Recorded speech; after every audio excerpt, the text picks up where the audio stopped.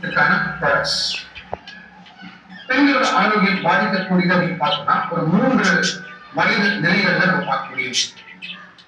முதல் ஸ்டேஜ் அப்படிங்கிறது menarche. Menarche அப்படின்னா பீரியட்ஸ் ஸ்டார்ட் ஆகக்கூடிய அந்த வயது.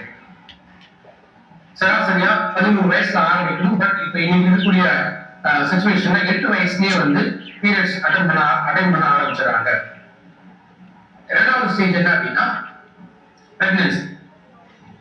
தாய்மை பருவம் அடையும் போது நிறைய ஹார்மோன்ஸ் வந்து இம்பேலன்ஸ் டிஸ்டர்பன்சஸ் ஏற்படலாம். அந்த மூன்றாவது ஸ்டேஜ் அப்படிங்கிறது மெனோபாஸ். 45-50 வயதை வந்து நெருங்கும் பொழுது பீரியட்ஸ் கொஞ்சமா நிற்க ஆரம்பிக்கும். ஸோ அந்த ஸ்டேஜ்ல ஹார்மோன்ஸ் டோட்டலா பாதிக்க ஆரம்பிக்கலாம்.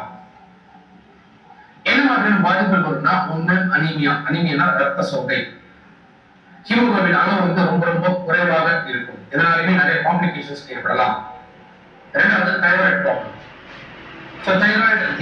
தைராக்சின் ஹார்மோன் இதுல ஏற்படக்கூடிய பாதிப்புனால உடல்ல ஏற்பட்ட மாற்றங்கள் ஏற்படும். அதிகமா குண்டா இருப்பாங்க, இல்லைன்னா ரொம்ப ஒல்லியா இருப்பாங்க, குரல் மாற ஆரம்பிக்கும், பீரியட்ஸ் ரெகுலரா வராது. இந்த மாதிரி கண்டிஷன்ஸ் எல்லாமே தைராய்டு ப்ராப்ளம் தான் ஏற்படக்கூடியது. மூன்றாவது நீர்க்கட்டிகள். கர்ப்பப்பை சுத்தி இருக்கக்கூடிய நீர்க்கட்டிகள் இதுதான் பாலிசிஸ்டிக் ஓவேரியன் டிசீஸ் அப்படின்னு சொல்லுவோம். மார்பகத்துல ஏற்படக்கூடிய புற்றுநோய், ஆஸ்டியோபோரோசிஸ் எலும்புகளோட தேய்மானம், யூரினரி ட்ராக்ட் இன்ஃபெக்ஷன்ஸ். இதெல்லாம் என்ன சொல்றோம், ஒரு மேஜராக இருக்கக்கூடிய சில காம்ப்ளிகேஷன்ஸ் இந்த ஹார்மோனல் இம்பேலன்சஸ்னால ஏற்படக்கூடியது. ஸோ இதை கண்ட்ரோல் பண்றதுதான் மீனா ஷதாவரி மேக்ஸ்.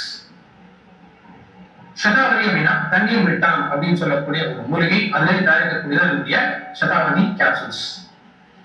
ஷதாவரி மேக்ஸ் அப்படின்னா இது ஒரு ஷதாவரி மட்டும் இல்ல, இது கூட சேர்ந்து அசோகா அண்ட் லிகோரைஸ் இந்த 2 இன்கிரிடியன்ஸும் இருக்கு. ஷதாவரிய குவீன் ஆஃப் ஹெர்ப்ஸ், அதாவது மூலிகைகளோட ராணி அப்படின்னு சொல்லுவாங்க.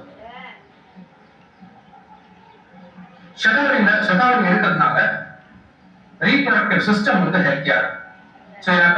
குழந்தை இல்ல, கல்யாணம் ஆயிடுச்சு, மோஷம் ஆயிடுச்சு, குழந்தை இல்லை அப்படின்னா அவங்களுக்கு ஷதாவரி இருக்கிறதுனால ஹார்மோன் பேலன்சஸ் வந்து கண்ட்ரோல் ஆகும். செரிமான சக்தியை அதிகப்படுத்தும். அசோகா இந்த மூலிகை இருக்கிறதுனால பீரியட்ஸ் சம்பந்தப்பட்ட பிரச்சனைகள் வராமல் தடுக்கலாம். ஸோ சில பெண்களுக்கு என்னாகும், பீரியட்ஸ் டைம்ல பிளட் ஃப்ளோ வந்து ரொம்ப அதிகமா இருக்கும். முதல் நாள் அதிகமா இருக்கும், அதுக்கப்புறம் பிளட் ஃப்ளோவே இருக்காது. சில பெண்களுக்கு என்னாகும் 7-10 நாள் வரைக்கும் கூட பீரியட்ஸ் கண்டினியூ ஆகும். சில பெண்களுக்கு என்னாகும் 15 நாள் 20 நாளுக்குள்ளேயே பீரியட்ஸ் வந்து திரும்ப வராது. சில பீரியட்ஸ் வரக்கூடிய காம்ப்ளிகேஷன்ஸ். அசோகா இந்த மூலிகை அந்த பீரியட்ஸ் ரிலேட்டட் காம்ப்ளிகேஷன்ஸை கண்ட்ரோல் பண்ணலாம். மூன்றாவதா லிகோரைஸ். லிகோரைஸ்னா அதிமதுரம். ஸோ அதிமதுரம் பொறுத்த வரைக்கும் pre menstrual syndrome. So periods வரத்துக்கு முன்னாடி இருக்கக்கூடிய இந்த உடல் சோர்வு, மன அழுத்தம், இதை கண்ட்ரோல் பண்ண முடியும். அதே மாதிரி நீர்க்கட்டிகளை அடக்கக்கூடிய தன்மை ஷதாவரி மேக்ஸ்ல. ஷதாவரி மேக்ஸ் ஒரு நாளைக்கு 3 கேப்சூல் சாப்பிட்ட பிறகு எடுத்துப்பாரு.